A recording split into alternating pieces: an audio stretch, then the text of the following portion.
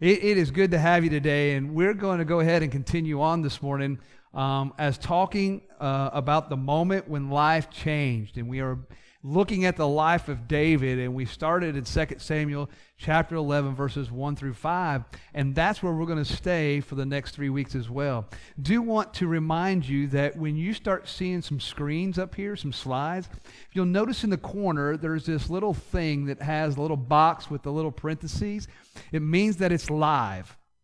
Okay? So if you would download, we've got the directions. If you need help, we'll help you with that. If you'll download the app to this, what will happen is if you'll go and follow presentation, and every time that there is a little icon there on a slide, you just hit the bottom of your phone, and it automatically takes you to the verses that I'm speaking about. And so when you see it, you hit it, you can go and you can read along with me and you can see it. And so we want to encourage you to follow us through the presentation so that you can hit these and you can follow along as we talk about scriptures today or here in the future. So I want to remind you of that. If you're visiting with us for the very first time, thank you for choosing to be with us today. There's a little card on there that says, hey, if you'll just fill that out, hand it to me on the way out. I'd appreciate that. Just a record that you've been here so we can say hi to you, and we appreciate you being here today. 2 Samuel chapter 11, verse 1. If you would, stand with me this morning as we begin to read. Talking about David. And it came to pass after the year that was expired at the time the kings go forth to battle, that David sent Joab and his servants with him and all Israel, and they destroyed the children of Ammon and besieged Rabbah. But David tarried still at Jerusalem. Came to pass in the evening time that David arose from off his bed and walked upon the roof of the king's house. And from the roof he saw a woman washing herself. And the woman was very beautiful to look upon. And David sent and inquired after the woman. And one said, is not Bathsheba the daughter of Eliam and the wife of Uriah the Hittite? And David sent messengers and took her, and she came unto him, and he lay with her, and she was purified from her uncleanness, and she returned unto her house. And the woman conceived, and sent and told David, and said, I'm with child. I want to look today at this thought. Alone and bored. Alone and bored. Father, we thank you for the day that you've given us. Thank you for the opportunity to come and to be in your house today. And thank you for the opportunity, Lord, to open up your word and to share it, that we might be able to hide your word into our heart. Speak to us, because we all know what it's like to be alone. We all know what it's like to be bored. And Lord, I pray that something said or something viewed through the life of David would just allow us to have what we've been studying this morning in Sunday school, a kairos moment. A moment where you intervene in our life, and that changes our perspective. We thank you. We love you. In Jesus' name we pray. Amen. You may be seated. As we look at this event in the life of David, there's a moment that his life changes, and there's moments that we begin to see, and it's just not one moment. It's filled with different moments. And last week we began to notice how the accountability of David had begun to change. Remember last week we noticed that the first thing that we said is that his accountability position had changed. He was not where he was supposed to be.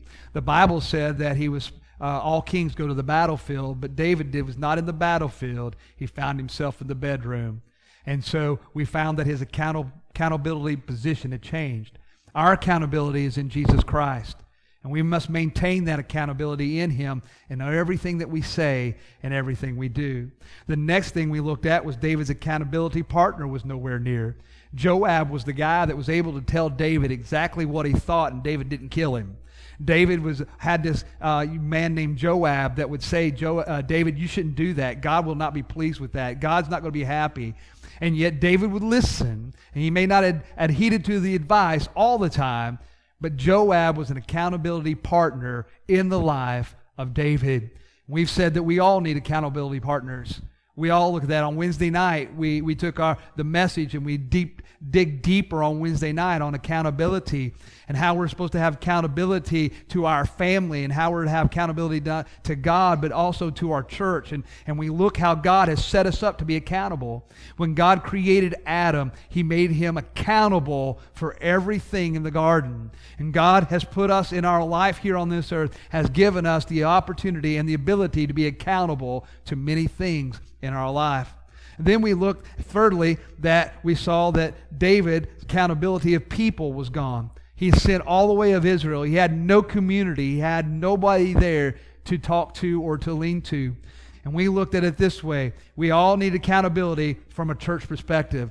God created us to have community with one another in which we call the church. And that's what I want you to look at. That you see that David's accountability that he has put at us in Ephesians 5:25. That it says, husbands, to love your wives, even as Christ has also loved the church and gave himself for it. You see, Christ loved the church so much that he gave his life for it. If God was willing to send His Son to die for us, to die for His church, the church is important. That's why your community of believers, that's why you're here today. You are important to this community because God gave His life for this. And so this morning we want to turn our attention to the moment that David is on the rooftop. There's no way that you and I could exactly pinpoint the motive of the heart of David. We're not sure exactly all that it took place in the mind of David. But what led up to those moments that made David decide to have this night with Bathsheba could be many things. But I just want you to kind of maybe think about this one particular thing or two, being alone and being bored. And what we can see in a mental vision from verse 2 is that David has taken a walk upon the roof, this stroll on the evening tide. Now, we would probably consider this time to 3 o'clock in the afternoon until sunset. About the time it's still light outside, that David has decided that he is gone. I read a little bit from what I gather. Because of the heat of the day, people typically took naps in the afternoon and then got up because it was so hot to do things. And then the later part of the day, that's when they would do the things that they would have or the events that they would have been planned. And so the top of the roof was also where many functions would take place. There are many things that happen, and we read from 1 Samuel 9:25. And when they would come down from the high place in the city, Samuel communed with Saul upon the top of the house. And so on top of the house is a place where many social events would happen. Meetings would happen. Things happen on the roof. I guess because it's a little higher from the ground, there may be a breeze from the air. It's a place where people enjoyed. Maybe they didn't have houses where they could go out and enjoy their front porch or whatever, but they all had a place on top of their home that they could retreat to, and they could have life events up there, and we can see that. So now that we're all on the same page, we can mentally see David had possibly been bored that night. There's no way around to talk about the mind of the roof, of the mind of David as he's up on that roof. But we do notice that he is walking and just wondering and looking around. To me, that just pictures someone being bored. The definition of the word boredom is very hard to define. There is no universal accepted definition of boredom. But today, in the conventional usage, boredom is an emotional and occasionally psychological state experience when an individual is left without anything in particular to do. And we may have all experienced some type of boredom. Sometimes boredom means that person is not interested in his and her surroundings, or feel that a day or a period of dullness is tedious, is that they try to find something else to do. And could it be everyone is gone, Joab is gone, everybody else is doing everything that they're doing, and David is not on the battlefield. He's all alone. He's walking on the roof because there's nothing else to do, and he's bored to pass the evening away. Now I want to leave you with that thought. Is it possible that he was bored that evening with nothing else to do? And I want to do now is I want to take you back to the past life of David. And I want to try to show you maybe what David done before in his life. The life of David in the past, and before this moment, David's life, he would probably have similar moments like this. David is known as a great shepherd. We know that David was anointed to be king at such an early age that God saw something in that young, ruddy man other than the other Samuel's sons that were presented. Samuel was looking on the outer stature, a tall man just like Saul, because when he saw the other family members, when he saw that, he saw some of them really tall, and he thought that must be the guy because, Saul is tall, so tallness must be you're a king. But Samuel was not looking at the heart like God was. There had to be something about the heart of David that gained his attention. That temperate heart towards God inside that God saw just like He did with Mary and Joseph. Something that God saw just like in Noah and Abraham. That God saw something in David, and David was this young shepherd boy, and we know that we could speculate that while David watched his flocks, he would probably tenderly watch them and yet commune to God. That he'd have those moments where he would speak to God. That he would meditate on God's character. Or maybe he would play an instrument and write a song glorifying and praising his God. And we could go on. But could it be that when David was bored watching his sheep, that he found that time that he would use to not always play with his sling or pretend like he's fighting, but would just take some moments and reflect on God. The moments that he got tired of maybe taking that rock and slinging it and knocking over a can, he would sit down and he would glorify and praise the Lord. And I know we would be speculating on some of those moments, but I would venture to say that some of those moments were real for David as a young boy, as a shepherd, watching the sheep, getting a little bored, and filling it with God. As we look maybe to the past of David in Psalm 57, verses 1 through 11, David would use this verse and he would write, and this is a time that he would boldly say that no matter what was going on in his life, he would say, God is my refuge. David had spent many a day on the run from Saul and the men of Saul that pursued him. And within the walls of a cave, David would turn those moments and turning his attention to God. When David would say things like this, in the shadow of thy wings will I make my refuge until the calamities overpass. So David was saying, man, there's some trouble outside my life. There's some things that are going on. But God, here's what I'm going to do. I'm going to make you my refuge. And I'm going to concentrate on you. And I'm going to put myself under your shadow until all my calamities go away. In verse 2, David rises out and says to the Most High God. He says to the God who fulfills all things for him, the one who fulfills his purpose in David's life. So David is just praising God for being such a wonderful God and having this purpose in his life and praising Him for the Most High. In verse 4, David knew that his life was among the enemy and that his steps in verse 6 were being calculated. But it didn't matter to David. You see, for David stated in verse 7 that his heart was fixed on God. And David said, I will sing unto God all my praises. So we find that David was in the mode of praising God when there was calamities around him. And he found that God was his refuge when he needed Him and when he desired Him. We could look to the past to see David's thoughts in Psalms 34, verses 1 through 21. David has left the palace and has found himself hiding from Saul in the area of Amalek, where he ruled, and King Achish of Gath. David knew that because his identity would be discovered, David plays the role of a crazy man. And if you can picture David, he's got his beard and he's spitting all over himself and he's shaking his head and acting a little crazy, right? And he wanted to be safe in this area. Well, It was David left this place because he was found out later. David leaves and he goes to the cave of Adullam. And presumably he's meeting his men that are waiting on him. And after that departure, David began to write again. And in verse 1, he says he praises the Lord, that it would be up on his lips.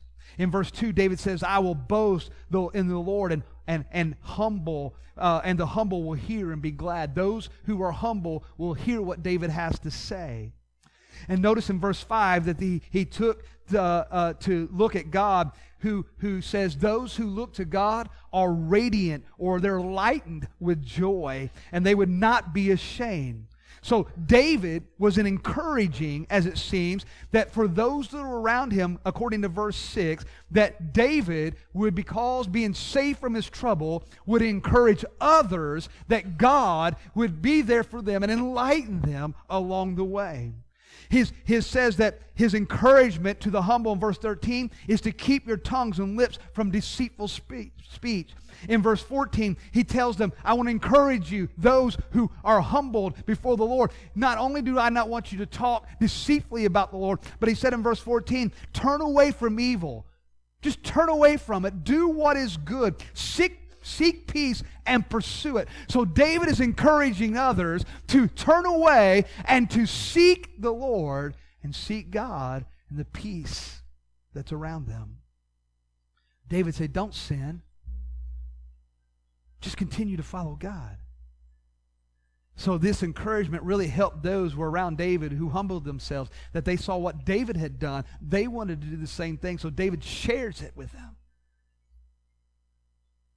Then when we look to the past to see David's thoughts in Psalms 52, 1 through 9, David has showed up to Amalek the priest. And I said this last week, he asked him about the bread, and so David ends up getting some bread. Well, while David's there, there's a man there called Doeg. And Doeg has seen David.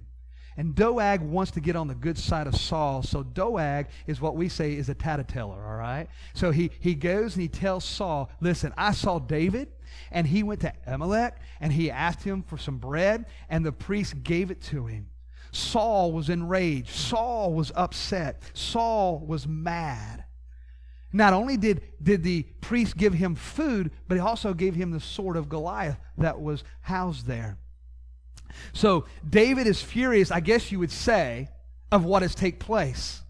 He's especially upset with Doeg because Doeg has went and told. Because here's what happened. When he went and told Saul, Saul ordered for Amalek the priest to come, and all the other priests, which was about 80-some priests, that had came and stood before Saul. Saul asked the question, why did you do this? Why did you give David bread? And he wouldn't answer. So Saul was so upset that they helped David that Saul told his men, he said, I want you to draw your swords and I want you to kill these priests immediately. And his men did not do it. They didn't move. They did not kill the priest, but Doeg said, watch this, Saul. Doeg took the sword and he killed 80-plus priests to impress Saul. And David was furious. David writes about Doeg in chapters 52 of Psalms. In verse 1, David asked the question, why are you boasting, you mighty man? Why do you think you're a hero? Don't you know that God's goodness endures continually? In verse 3 and 4, David points out this man, how his tongue devises destruction, and that he loves evil more than he does good, and he would rather lie than tell the truth. In verse 5, Doeg says, because you are corrupt, God will bring you down. David explains more in verse 7 that Doeg had not made God his refuge or his strength, but that he rather trusted in his riches rather than God. Barnes' commentary states that he had the spirit of anger, arrogance, and self-confidence, which springs from the conscious possessing of property where there is no fear of God. And to all that he did, he carried the sense of his own importance as derived from his own riches.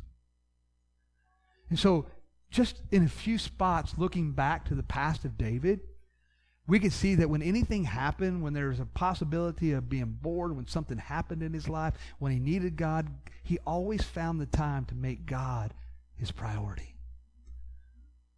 But let's look at the present. Let's take a moment and stroll with David on the rooftop.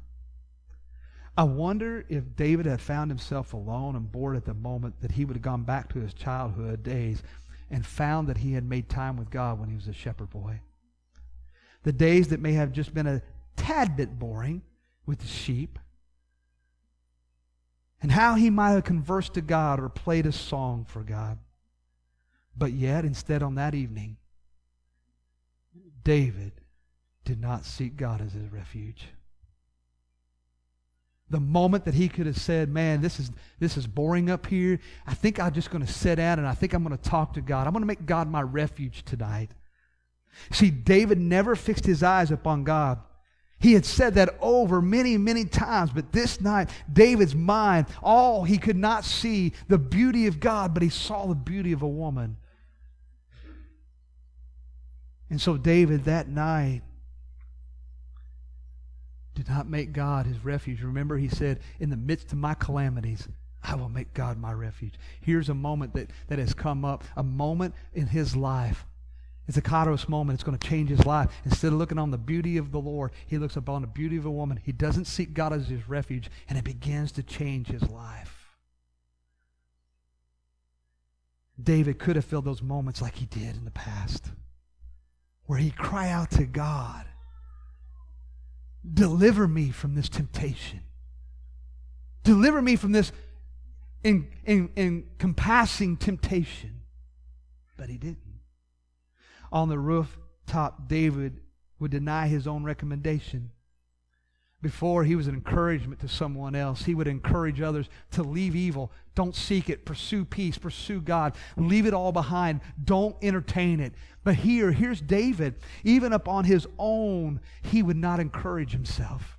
Remember when David had his men, and David made a life over at Ziklag, and David had gone out and fought a battle, and when he came back, he had found out that all of Ziklag had been burnt down, and that the women and the children had been taken away. And the Bible said that David at that moment sat down and he encouraged himself in the Lord. He encouraged himself to say, it's not over with. This is going to be okay. God's got this handled. We're going to take care of it. God's going to show me the way. Here is a night that he's on the rooftop and he's about to look upon this woman, and he's not encouraging himself because his boredom doesn't allow him to say, I'm going to walk away from the evil. I'm going to pursue the Lord. On that rooftop that night, David would use his riches to get someone who did not belong to him. David would use his title to say, go get that woman. The king wants her. David had wrote, the only reason you have what you have, the only reason you do what you do, the only way you have confidence in what you do and say is because of your riches. Now David is doing the same thing that he blasted someone else doing. Everything that David once used to preoccupy his time has allowed him to focus on God. He no longer entertains, and he walks away from the very things of his life's past.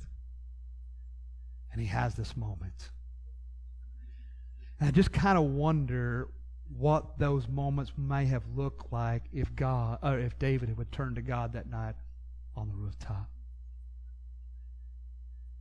I wonder if David was a little bored and alone that night because everybody's gone and because of everything that's happened, and David wasn't in the right place, that even still David would took a moment and he would have just thought what it might have been like that night to make God his refuge and turn his eyes upon the Lord. And I just wonder if David would have thought about those words from Psalm 63.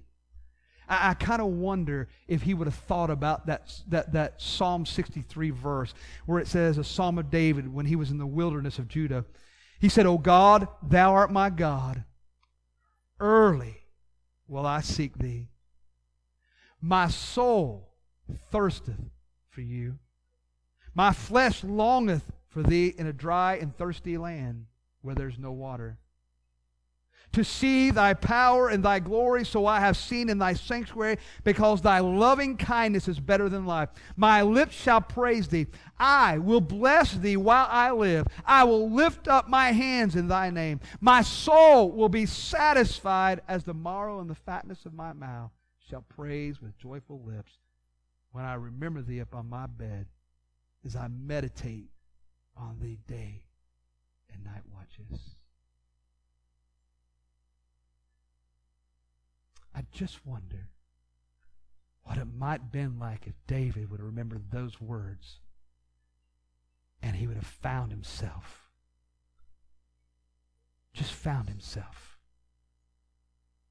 seeking God and crying out to Him on his bed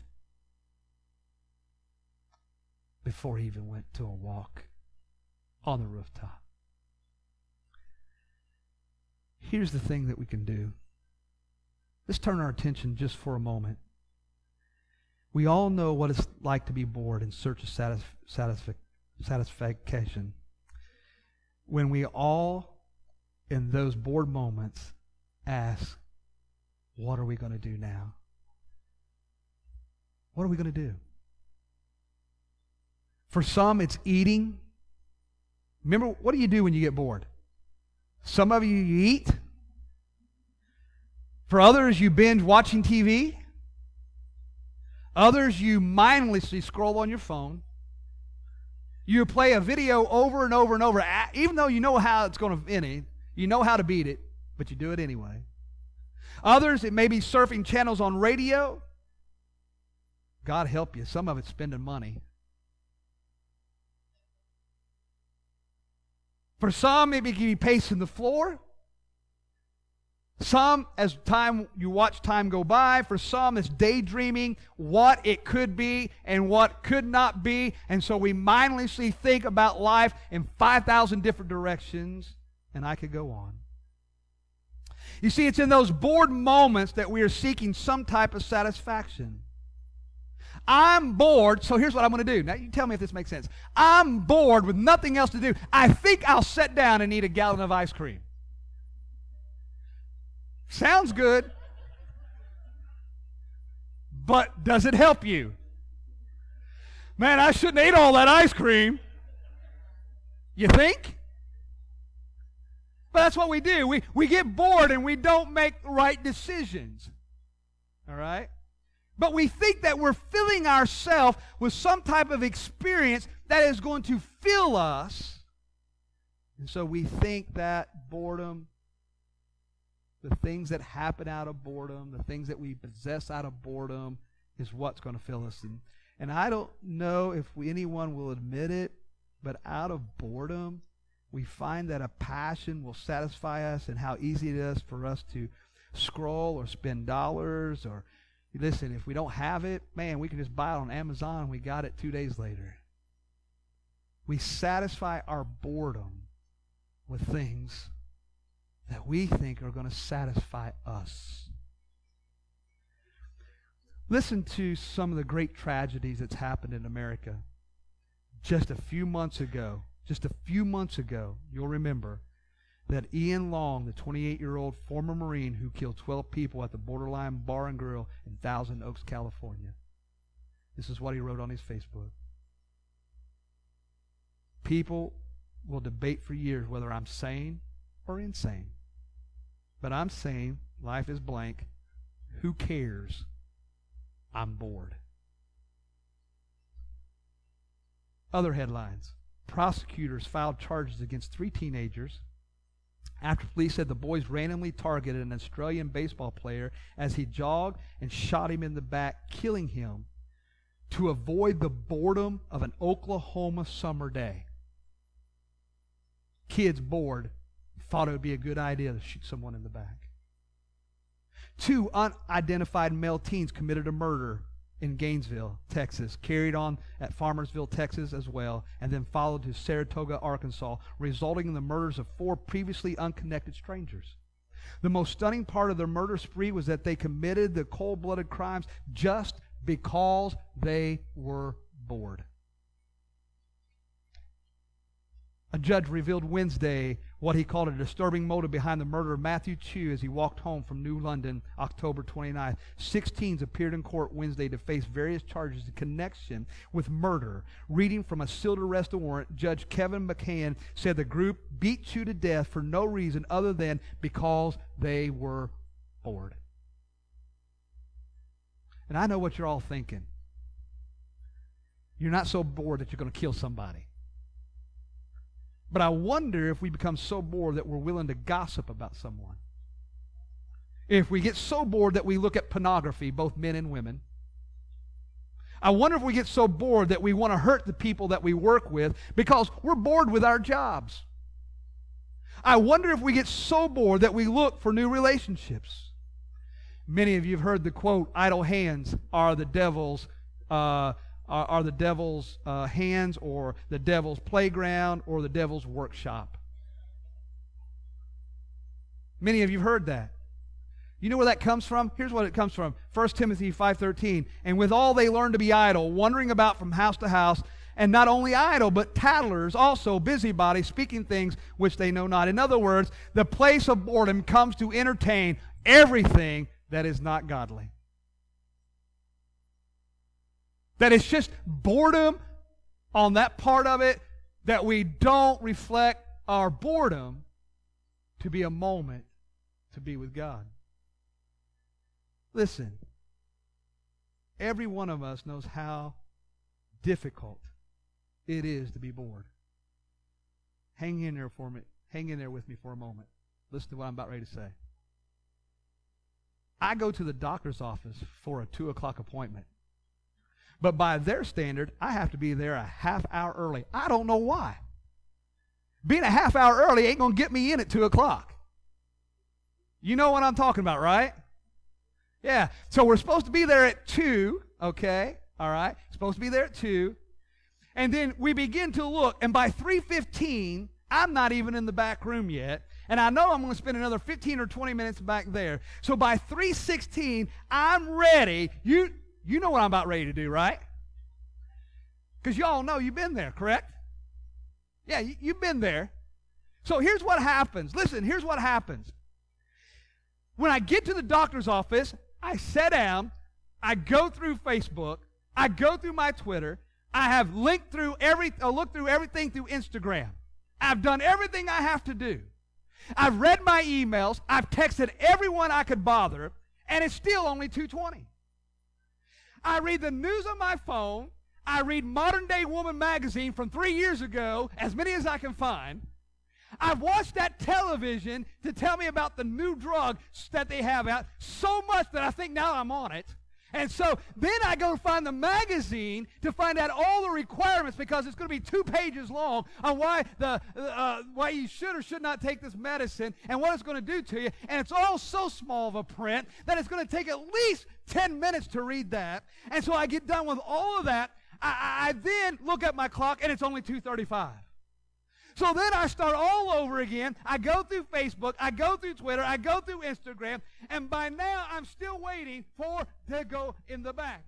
I'm so bored that I'm waiting for something to happen, that I'm really wanting to ask the person next to me if I can read their Facebook and their emails. And I'm still not back there.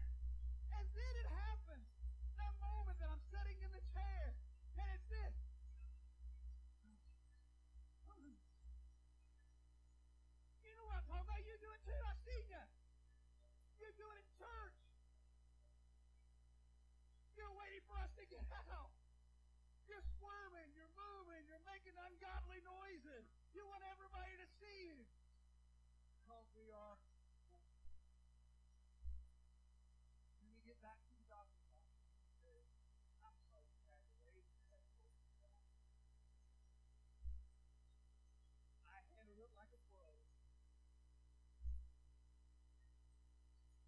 Listen, I don't mind to say that sometimes we get put out on our own. Blaise Pascal said, a famous mathematician said, all of humanity's problems stem from the man's inability to sit quietly in a room. We are perpetually bored and naturally restless unless we look at the one who never bores us. Augustine wrote, "You have made us yourself, O Lord, and our heart is restless until it rests in you." If our hearts rest in Him, we can sit in the room and rest. If our hearts do not rest in Him, we don't rest anywhere and will be plagued with boredom. Eric Geiger wrote, "Our experiences, our possessions, our social media, our likes, our favorites, our careers, our relationship will not ultimately remove our boredom. They will always fail us as the newness quickly fades." You see, when our hearts are not filled with the wonder of Him, we wander from Him. If we are so bored, we are looking for something other than God, because God never bores. Boredom is proof our hearts have wandered from Him, not looking at the one who can fully quench us and give us rest. A few months ago, I noticed my boredom. And sometimes my boredom is the same way. You feel it by scrolling mindlessly through your phone. You pretty much, listen, let's just be honest. There's only so many times you can read somebody's Facebook and give them a heart because they're not constipated anymore. I mean, that's how boring life becomes when we like things like that. And so a few months ago, and I want to talk to you about the boredom. That I'm not asking, and I'm not social media free, but here's what I have done. I've worked on using, social media in my downtime and reading more of the Bible. Not mindlessly going through my phone, finding something to look and to like and to wonder what everybody else's perfect life is all about. But to use that to pray to God and say, listen, this is where I'm at today. And so my challenge for you is asking you that you might fill your boredom with Christ. You see, if you're bored by your career, stop looking at your career. If you're bored with your relationship, don't look at your relationship. If you're bored with your possessions, don't look at your possessions. Instead, turn your eyes upon Jesus.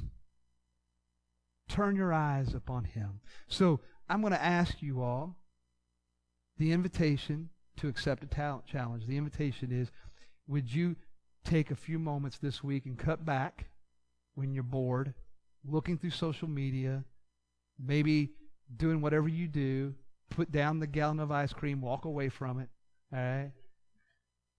Go grab you something sweet to eat in the Word of God. Maybe get a little bit of prayer time. Maybe a little time that you can look at some things in your life that you can commune with God. So the challenge would be yours to accept. So as we begin to sing a verse of invitation, and we're going to be singing that song, Turn Your Eyes Upon Jesus, would you do that today? Would you take a moment and just say, listen, Lord, in my boredom, let me look at you. Whenever I find those moments in my life that I feel like I'm bored, let me take a few moments of those things and let me read a few more scriptures. Let me pray a little.